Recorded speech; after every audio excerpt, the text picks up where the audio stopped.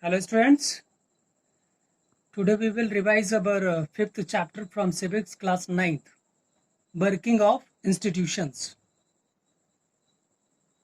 As we have studied through the previous chapter how the people elect their government. However, democracy is not just about people electing their rulers. Through this chapter we will try to know about the rulers, have to follow some rulers and procedures within institution for running a democratic government.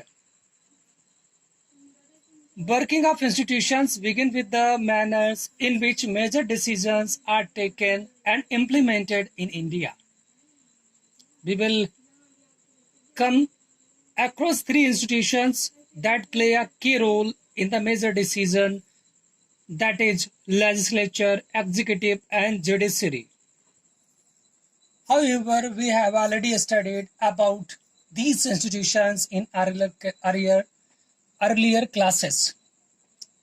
So we have quickly summarized them.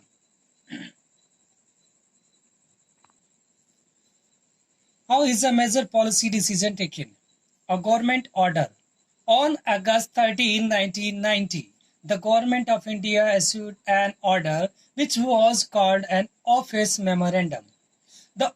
This order says that other than SCs and STs, the 27% job reservation benefit will be given to a new third categories called socially and educationally backward classes, SEBC.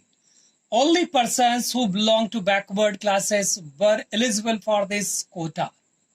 The decision maker who decided to issue this memorandum, such a major decision would have involved other major functionaries in India, which involves the following points. First, the president is the head of the state and is the highest formal authority in India. The second, the prime minister is the head of the government and taken most of the decision in the cabinet meetings. Third, parliament consists of the president and two houses, Lok Sabha and Rajya Sabha. The prime minister must have the support of a majority of Lok Sabha members to pass a memorandum. When the office memorandum was passed in India, it was a hot debate issue. Some felt that this was unfair as it would deny equality of opportunities to those who did not belong to backward communities, while others felt that this would give a fair opportunity to those communities who so far had not adequately been represented in government employment. This dispute was finally resolved by the Supreme Court of India by hearing all the cases. This case was known as the Indira Sorenay and others versus Union of India case. The Supreme Court judge in 1992 declared that this order of the Government of India was valid. Thus, this dispute came to an end, and this policy has been followed since then. Need for political institutions. Several arrangements are made in the modern democracies which are called institutions. Democracy works well when these institutions perform functions assigned to them. Institutions involve meetings, committees, and routines.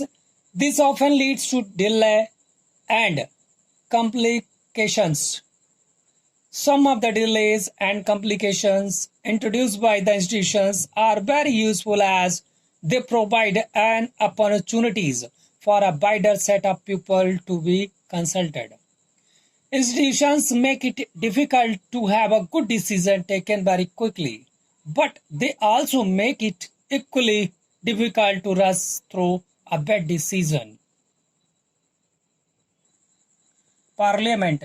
Decisions are not directly taken in Parliament, but parliamentary decisions on the report influence and shape the decision of the government. These decisions bring pressures on the government to act. If parliament is not in favor of the decision, then the government cannot be ahead and cannot implement the decision. Why do we need a parliament? An assembly of elected representatives is called parliament, which exercises supreme political authority on behalf of the people. At the state level, this is called the legislature of legislative assembly. The name may vary in different countries, but such as assembly exists in every democracy. Parliament exercises political authority on behalf of the people in many ways. As first, Parliament is the final authority for making laws in any country. Those who run the government can take decisions only when they get the support of Parliament. Parliaments control all the money that governments have. Parliament is the highest forum of decisions and debate on public issues and national policy in any country. Two houses of parliament. Most large countries divide the role and powers of parliament into two parts, which are called chambers of houses.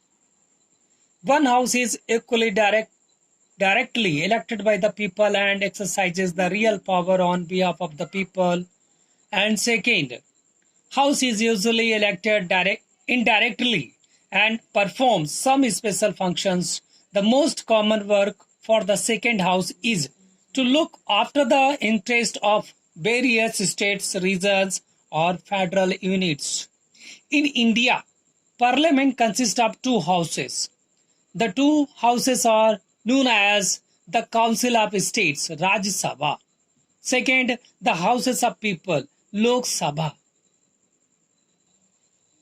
The President of India is a part of the Parliament, although he or she is not a member of either house. All laws made in the houses come into force only after receiving the assent of the President. Indian Constitution does give the Rajya Sabha some special powers over the states. But on most matters, the Lok Sabha exercises supreme power. Here are some points that illustrate this. Any ordinary law need to be passed by both the houses, but if there is a difference between two houses, the final decision is taken in a joint session in which members of both the houses sit together. The view of the Lok Sabha is likely to prevail in such a meeting since there are lots of members of Lok Sabha. Lok Sabha exercises more powers in money matters. Lok Sabha controls the Council of Ministers. Political executive. At different levels of any government, functionaries take day-to-day decisions but do not exercise supreme power on behalf of the people. All these functionaries are collectively known as the executive. This executive is in charge of the executions of the policies of the government. Thus, when we talk about the government, we usually mean the executive, political and permanent executive. In the democratic country, two categories make up the executive. First, one that is elected by the people for a specific period is called the political executive. Political leaders who take big decisions fall in this category. Second, people who are appointed on a long-term basis are called the permanent executive or civil services. People working in civil services are called civil servants. They remain in the office even when the ruling party changes. These officers work under political executive and assist them in carrying out the day-to-day administration. Why is the minister more powerful than the civil servant? In a democracy, the will of the people is supreme. The minister is an elected representative of the people and thus empowered to the exercise the will of the people on their behalf. Minister is finally answerable to the people for all the consequences of his or her decision. That is why the minister takes all the final decisions. The minister is not and is not expected to be an expert in the matters of her ministry. The minister takes the advice of experts on all technical matters and then takes the decision.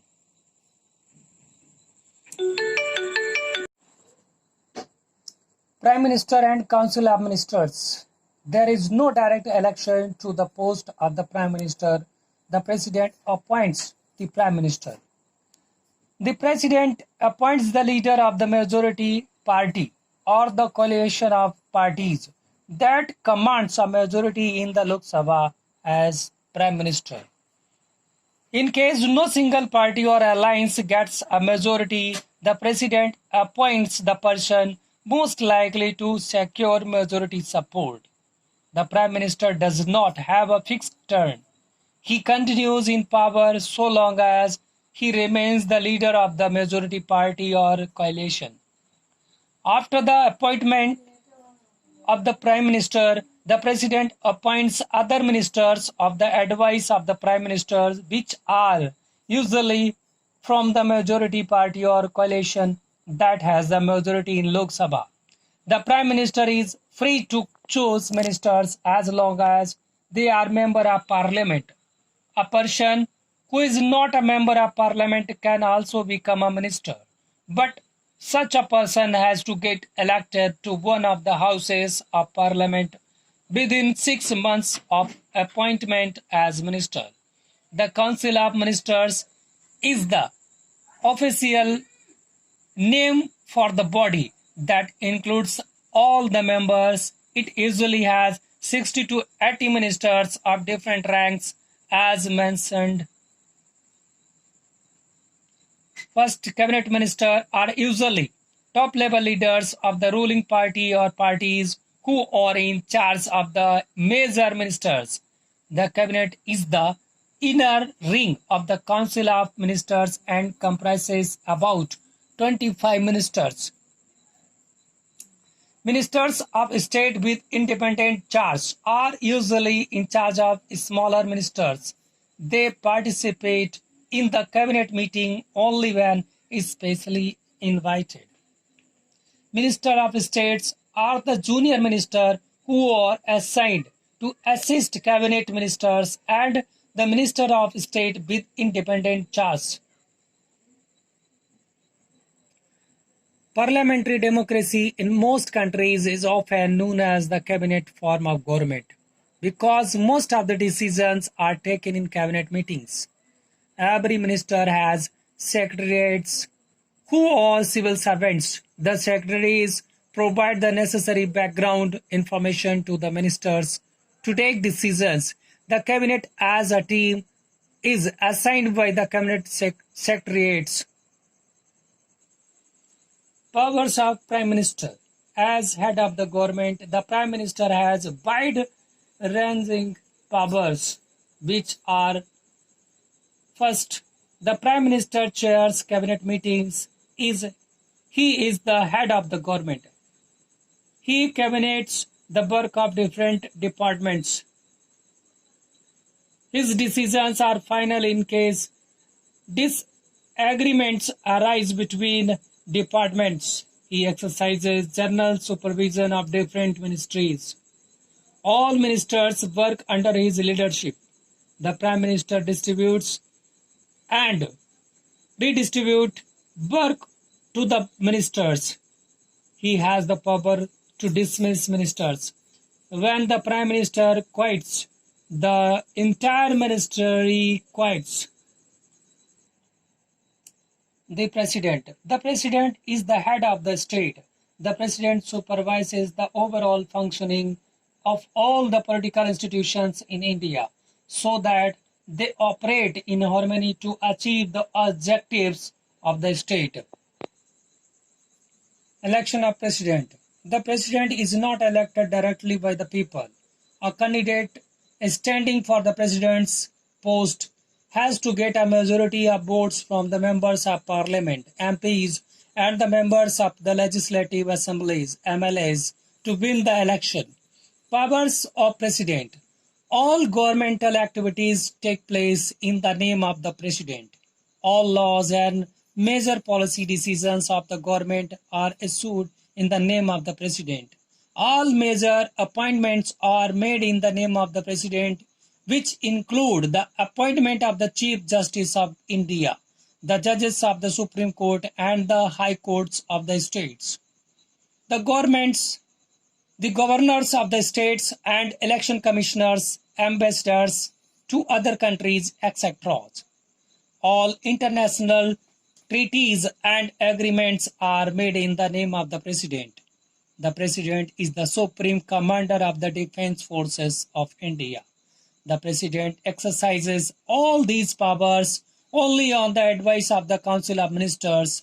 The President can only appoint the Prime Minister by his or her own will. The Judiciary. All the courts of different levels in the country put together are called the Judiciary. The Indian Judiciary consists of: first, a Supreme Court for the entire nation, High Court in the states, district courts, and the courts at the local levels.